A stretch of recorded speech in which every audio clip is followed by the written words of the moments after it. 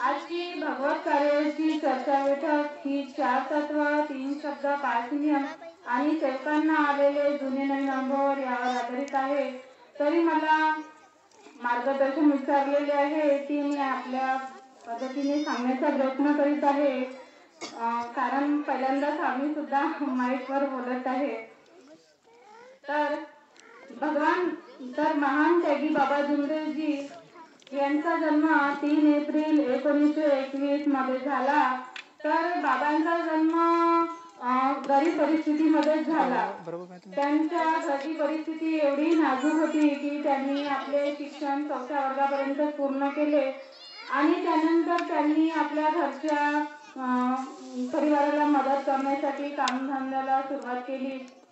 तर वयाच्या 17व्या वर्षी त्यांचं लग्न मातोश्री वाराणसी यांच्याशी झाले आणि त्यानंतर त्यांनी आपल्या घरच्या पूर्ण कामामध्ये लक्ष देण्यास सुरुवात केली. तर त्यांनी त्यांच्यावर दुःख होते, बाबांच्यावर दुःख होते की त्यांना उदगादीचा खूप त्रास होता.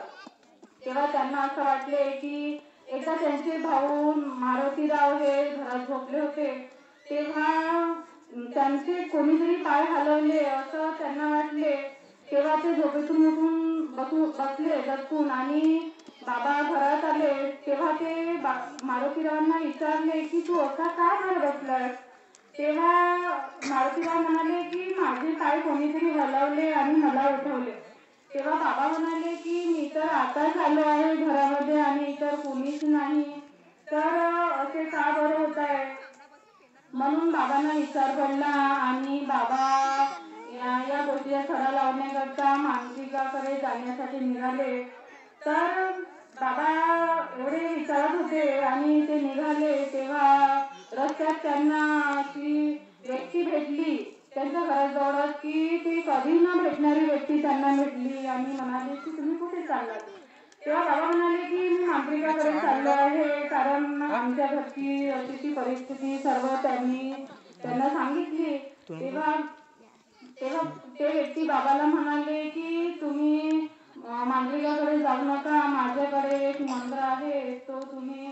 तेव्हा बाबांनी त्यांना विचारले आणि त्या व्यक्तींनी ते बाबांना सांगितले. तेव्हा त्या व्यक्तींनी बाबांना असं सुद्धा सांगितलं की हे विधी करताना कोणी लोक आंधळे झाले, कोणी पागल झाले, तर कोणी म्हणजे असं आहे या विधीमध्ये की ते जमलं नाही तर असं आपल्यावर म्हणजे विद्भूत परिस्थिती निर्माण होते. तेव्हा बाबांनी विचार केला आणि ठीक आहे म्हटलं. मग बाबांना म्हणजे असं होतं की इकडे आळ तिकडे विहीर, तर त्याच्यासाठी ते त्या व्यक्तीच्या घरी गेले नंतर आणि त्यांना म्हटले की मला तुम्ही पूर्ण विधी सांगा. तर त्यांनी म्हटलं की हा विधी माझ्या वडिलांनी जे मांत्रिकासोबत राहत होते त्यांनी हे दिलेले आहे की ते त्यांनी केलेले नाही. तर बाबांना त्या व्यक्तींनी ते विधी सांगितलं आणि बाबा घरी आल्यानंतर त्यांनी तो आपल्यापर्यंत न ठेवता आपल्या सर्व भावांसमोर तो सांगितला की उद्या चालून मला कोणी म्हणायला नाही पाहिजे की तुम्ही एकट्याने स्वतः तो विधीचा फायदा करून घेतला आणि आम्हा कोणाला सांगितलेलं नाही. तर त्यांनी सर्व ते आपल्या भावासमोर ठेवले आणि सांगितलं की हा जर जमलं नाही विधी तर कोणी आंधळे झाले, कोणी मरण पावले, कोणी लंगडे झाले, काही असे. तर भावांना त्यांच्या थोडं म्हटले की तुम्ही बाबा तुम्हीच करा. तर मग बाबांनी संमती दिली आणि म्हटलं की तुमचा एक भाऊ नाही म्हणून समजा आणि माझ्या पत्नीचे मुलाचे तुम्ही पालन कराल. तर बाबांनी विधी सुरू केला. त्यानंतर बाबांना अनेक अनुभव येत गेले. बाबांचा जेव्हा 21व्या दिवशी विधी सुरू असताना त्यांचे भाऊ त्यांच्या घरी आले, त्यांच्या मुलीच्या अंगावर फोडे वगैरे आले होते पूर्ण. आणि बाबांना वाटलं की आता भगवंत आपली परीक्षा पाहत आहे. आता त्या फोड्यामधून रक्तापू वगैरे पाहत होते, त्या मुलीचं अवस्था पाहून होत नव्हती. तेव्हा बाबांनी भगवंताला विनंती केली की त्या मुलीला बरं करा, नाहीतर मला आपल्या चरणी विलीन करा.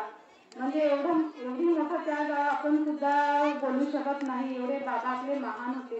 त्यांनी आपल्या जीवनात खूप काही कष्ट केले, खूप काही असे विकट परिस्थितीला सामोरे गेले. गावोगावी खेडेपाडी जाऊन त्यांनी आपलं पूर्ण आयुष्य आपल्या ह्या गोरगरीब जनतेला दिलं. बाबा मिळेल त्या साधनाने गावोगावी जात होते. त्यांनी बंडीचा सुद्धा प्रवास केला. आपल्याला आता या जमान्यामध्ये बंडीचा प्रवास म्हटलं तर आपण करू शकणार नाही. बाबांनी सर्वच केलं स्वतःसाठी. त्यांनी एकही रुपया खर्च केला नाही. पण आज अशी परिस्थिती आहे की सेवक हा स्वतःला म्हणजे थोडं त्याला काही मान मिळालं तर काही काही सेवक स्वतःला वर्चस्व समजू लागले आहेत. पण असे समजू नका, कारण बाबांनी सुद्धा कधी आपल्या जीवनात गर्व केला नाही किंवा सेवकांना सुद्धा सांगितले की ते करायचं नाही. बाबांची राहणी साधी होती आणि बाबा नेहमी इकडे खेडोपाडी जाऊन सर्वकडे ते आपला प्रचार आणि प्रसार करत होते. तसंच त्यांच्या तत्वशब्द नियमाचे पालन करून सर्व सेवकांनी चालावे आणि आपल्या मानव धर्माचा प्रचार प्रसार करावा. सर्व सेवकांना समजेल अशा सरळ साध्या भाषेमध्ये त्यांना समजून सांगावे, अनुभव द्यावे अशी मी सर्वांना विनंती करते. तसेच मी सुद्धा बाबांच्या तत्व शब्द नियमाने वागण्याचा प्रयत्न करीन. एवढे बोलून मी माझे 2 शब्द पूर्ण करते. सर्वांना माझा नमस्कार.